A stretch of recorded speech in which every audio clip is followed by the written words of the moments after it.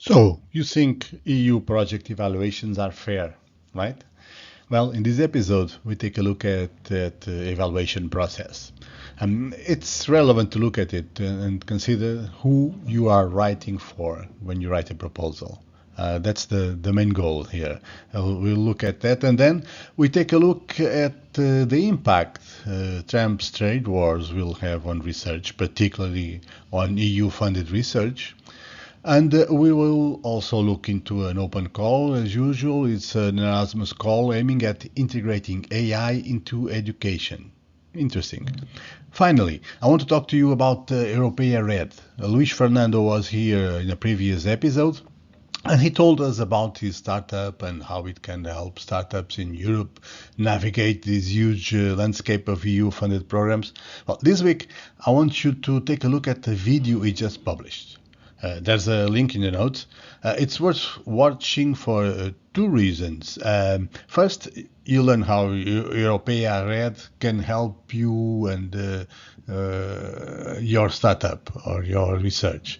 Second, you learn how to make a great pitch in 3 minutes. It's a great example. Luis Fernando did a great pitch. So I hope you enjoyed this episode. Bye.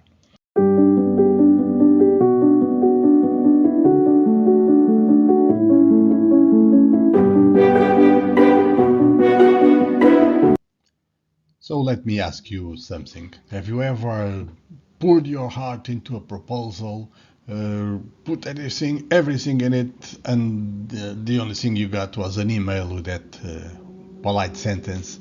We regret to inform you. Yeah, that kind of thing. It's happened to every one of us. It's more than disappointing. Sometimes it's demoralizing, confusing, and sometimes it really feels unfair, doesn't it?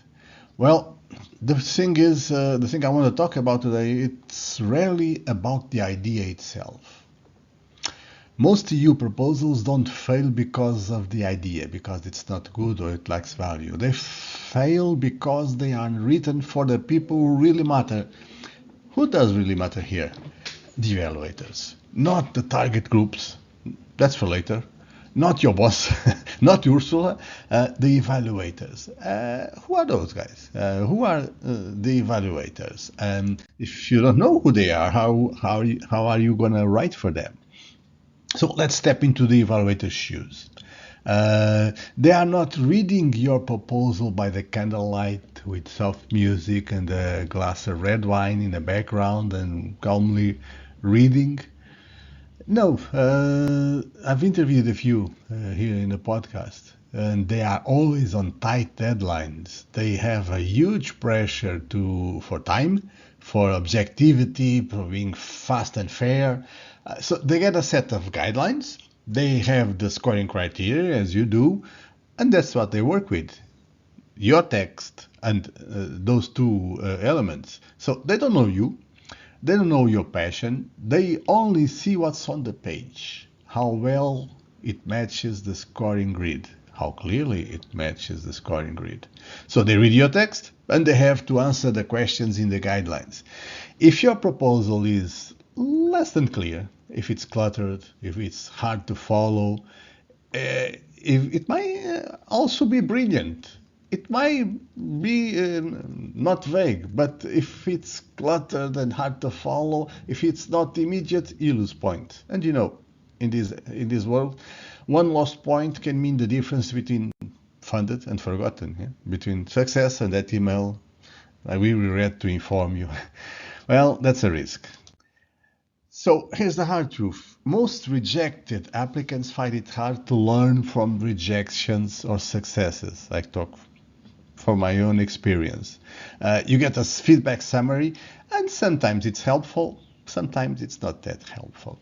Many times it's quite generic. And without an insider's perspective on how evaluators think, you are left guessing. So how are you going to improve? Next time you'll have a different evaluator.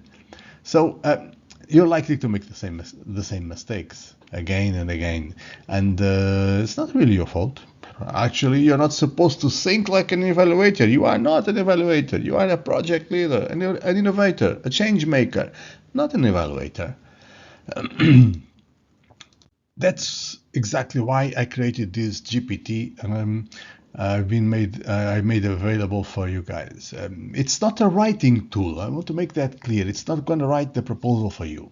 It's your evaluator agent.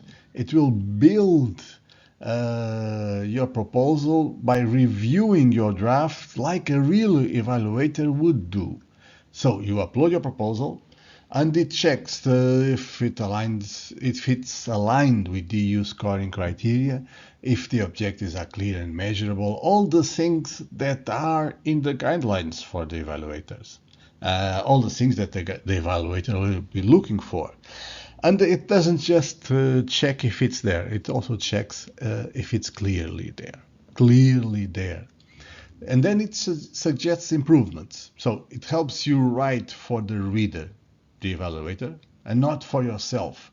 It helps you write for the evaluator and not the target group. So when you submit it, you'll do it with confidence, because now you wrote the proposal in evaluator's language, especially if you train your agent, your GPT, with your past proposals and evaluations. I think this is the best part of it. I trained the GPT you can get. It was trained with all my old proposals and evaluations. But you can improve the GPT with your own past proposals and evaluations in the programs you work more often with. I trained it basically with Interreg, Erasmus, SERF.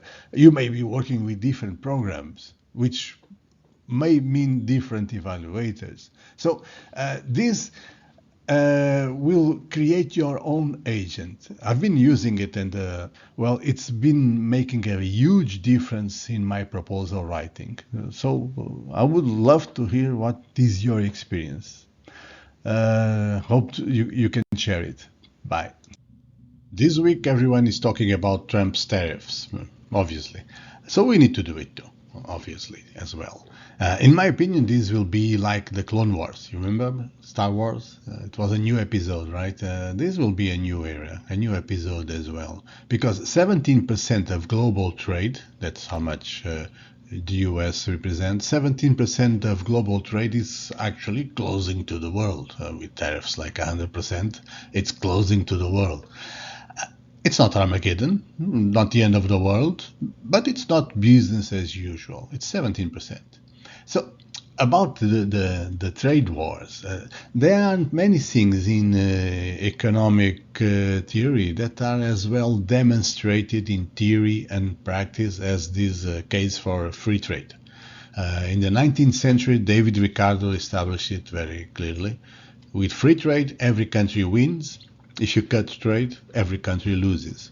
This will happen again, so global wealth will actually decrease. But in each country, every country will lose, but in each country some people will win. And they will win big, lots and lots of money. Because whenever there are changes, and these are very big changes, whenever there are changes, there are opportunities for entrepreneurs. And this will happen in this case as well. So how does this affect research? If you're doing research in Europe, you probably remember Brexit. It wasn't that long ago. And what happened? A new episode, a new era, but life went on. And here too, life will go on.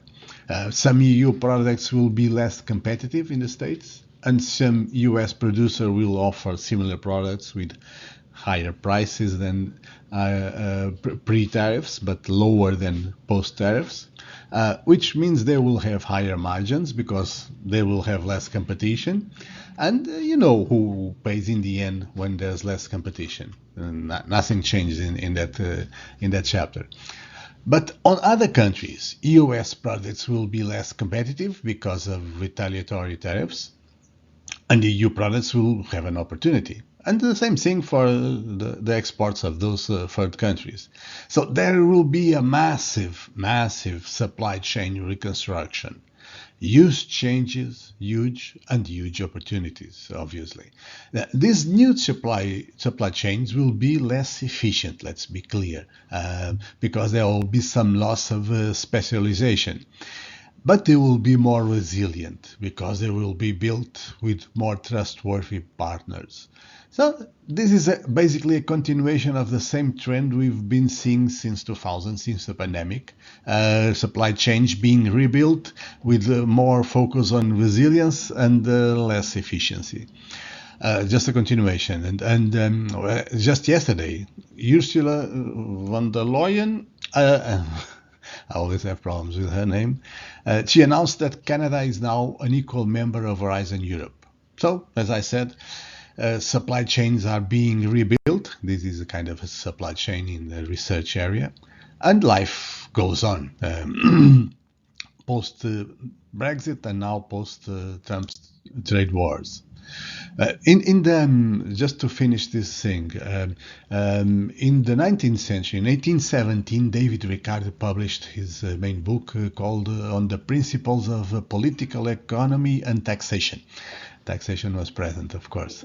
And he used an example to make his point about free trade. He used an example with England and Portugal, clothes, textiles, and wine. So England was in that example more efficient in the production of cloth. They were more industrialized, and also in the production of wine.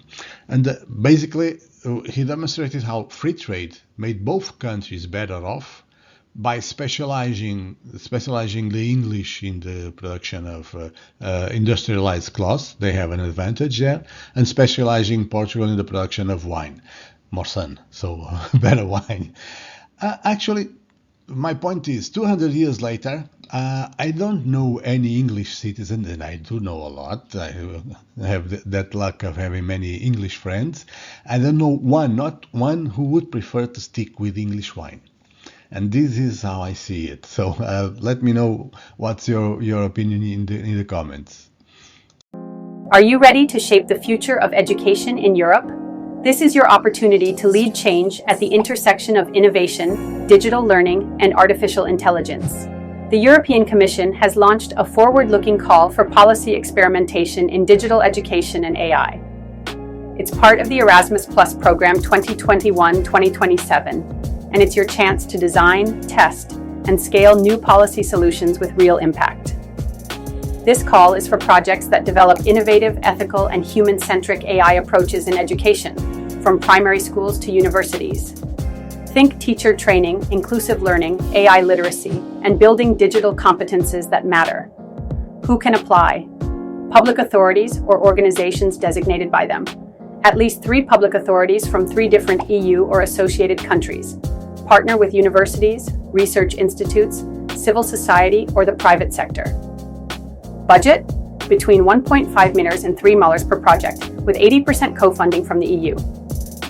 The total envelope for this call is a solid $12 million. Key dates to remember. Submissions open on 2nd April 2025. Deadline is 5 June 2025 at 17 CT. Results expected in October 2025. Projects start in January 2026. Don't miss this opportunity to lead the digital transformation of education across Europe.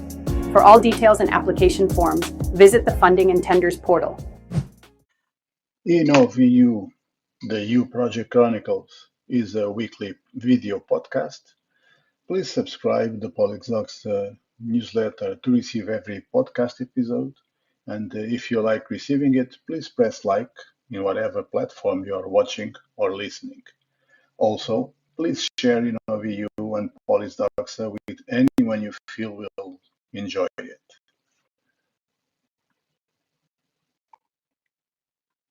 Credits, author and host Fernando C. Gaspar, music Hugo Gaspar, Lisbon, Portugal, 2024. Reach us by email or DM.